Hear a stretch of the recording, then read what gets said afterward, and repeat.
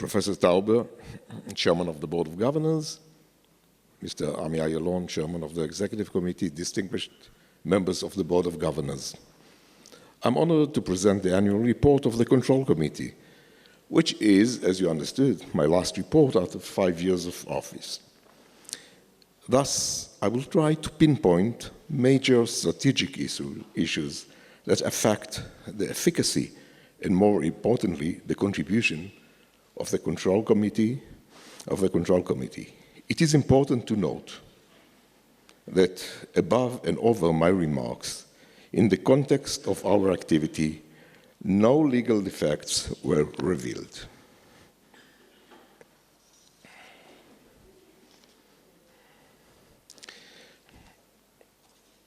Indeed, I do understand the inconvenience of audited bodies.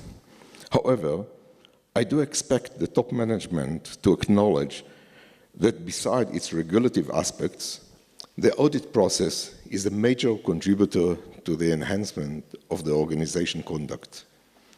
We at the Control Committee consider this role as essential and crucial in the development and promotion of the university's academic excellence and its organizational culture. We acknowledge our duty to support the university's conduct in a determined and decisive audit process that helps to detangle sensitive issues, as we practiced. However, with all due respect, I would assert that unfortunately, top management misconceptualized the role of the internal control process.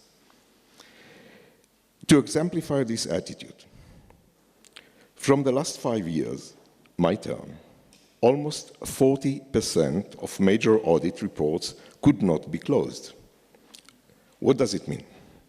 It means that after deliberation with the relevant bodies, the accepted comments have not been taken care of by management. Among the unfinished files, you may find information security from 2010, compliance with employment laws, January 2013, quality of teaching, June 2013, and graduate studies authorities from June 2014.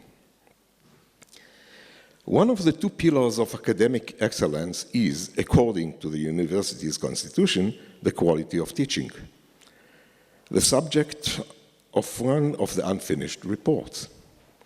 I have carefully read the report of the management on this subject.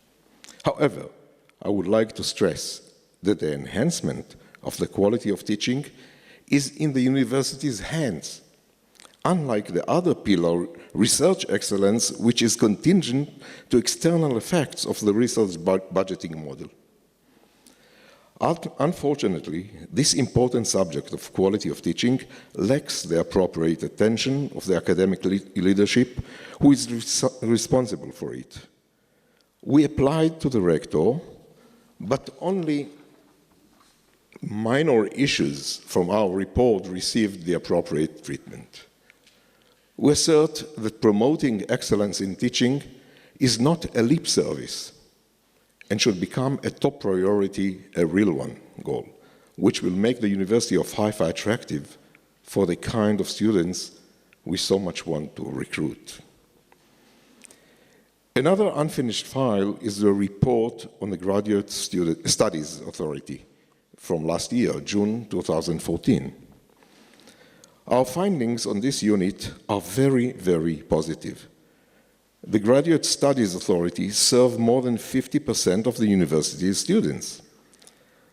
However, we found that their activity is dramatically restrained due to possible outdated allocation priorities of resources and comparatively absence of appropriate scholarships. Allow me to be more specific. The total relevant scholarships amounts now to approximately $10 million. And taking into consideration the fact that we have about 9,000 graduate students, this amount caused the university to compete on excellent graduate students with tied hands. Strategically, this amount should be doubled in order to put us in a competitive position on the excellent graduate students. Certainly, this is a challenge for the Board of Governors, but it's also a challenge to the prioritization policy of the university. Excellent graduate students are the breath and soul of the research university. Thus, our report should have been studied carefully. But I am disappointedly report here that until this very moment, we did not receive the management response to our final recommendations from a year ago. I would like to inform that as of November 2012, we established the anonymous complaint digital box. The yields until now are about 250 complaints of different levels of importance. The university's controller takes prompt action when needed, and we find this box as an effective yet delicate tool. Research-sensitive events emphasize the need to establish a code of ethical behavior. Such code covers the gray gaps that hardly can be regulated. A good example is the following quotation from the university's Code of Professional Rights, Responsibilities and Conduct of the University Faculty, known as the Academic Regulation. And I quote, "Faculty member must appropriately behave personally and professionally here in compliance with ethical code of conduct as commonly practiced in academic institutions." How can one comply with a non-existing document? I think it is about time that we establish a code of ethical conduct, like most of the world-leading universities. I call the Board of Governors to initiate it, despite the attitude of top officers of the university. I have carefully read the management report on the marine science and the learning in a networked society links, ICOR. Both are highly appreciated. However, I would like to stress an essential concern, which is the need for special managerial attention to existing centers of academic excellence in the university.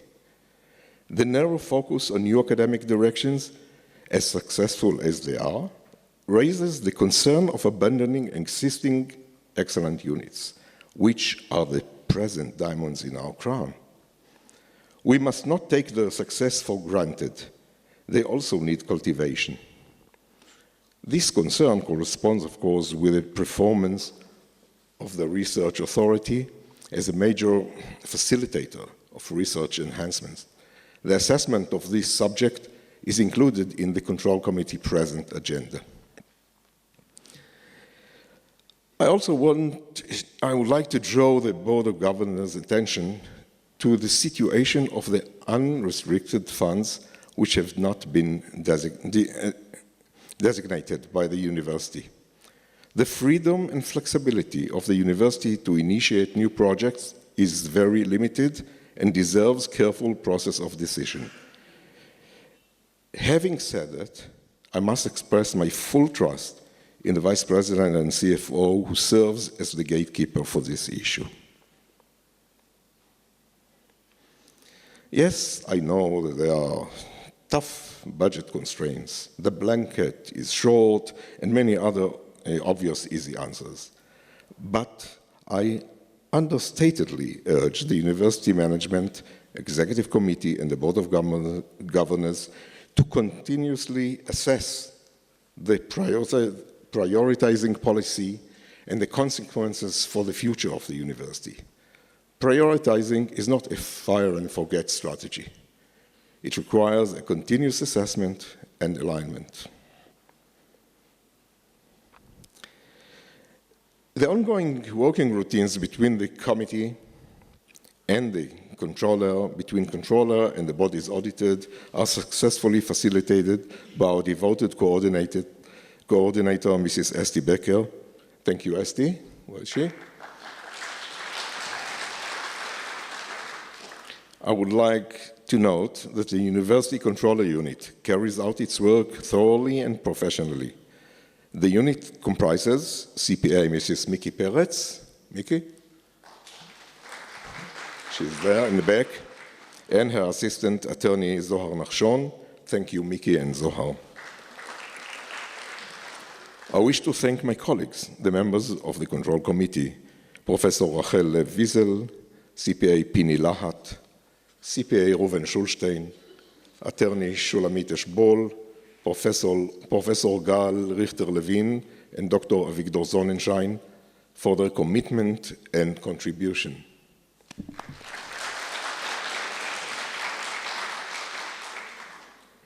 Bashir, where are you? Hi. I welcome the new chair lady of the committee, Attorney Bashir Fahum Jayusi, and hope you are ready for the rafting voyage.